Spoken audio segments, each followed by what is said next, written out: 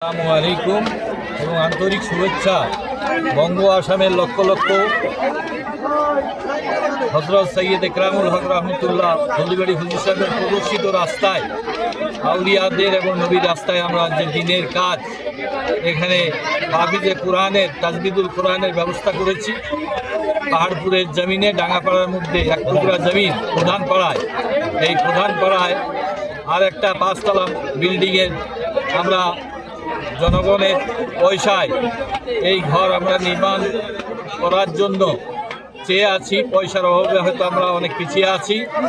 আমাদের আপিল, আমাদের দরখাস্ত, ওই ঘর যখন আমরা নির্মাণ করেছিলাম, এইখানে আমার 2 জন হিন্দু ভাই সেখানে 50 ব্যাগ করে, কী নাম ছিল তাদের, তারা 2 জন এই অঞ্চলের বিশিষ্ট হিন্দু নাগরিক, তারা শিক্ষার প্রসারের জন্য এখানে 100 ব্যাগ সিমেন্ট তারা দিয়েছিলেন। তাই আমি আপিল করব, সমস্ত মানুষ, হাদিস শরীফে আছে কুল্লুন ইনসানুন একুয়া, বিশ্বের মানুষ ভাই ভাই।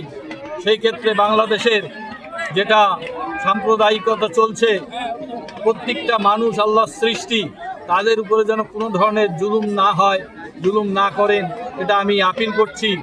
এবং আমাদের গোটা ভারতবর্ষের বুকে সৌহার্দ্য বজায় রেখে আমরা নিজ নিজ ধর্মীয় কালচারের সঙ্গে সঙ্গে যাতে আমরা সমাজে স্কিল ডেভেলপ করতে পারি, আধুনিক শিক্ষা, ধর্ম শিক্ষার সাথে সাথে আধুনিক শিক্ষার ব্যবস্থা করতে পারি, এবং এর সঙ্গে হাজার হাজার লক্ষ লক্ষ যুবক যুবতী এবং জাতি ধর্ম বর্ণ নির্বিশেষের মানুষ আমাদের সহযোগিতায় রয়েছেন।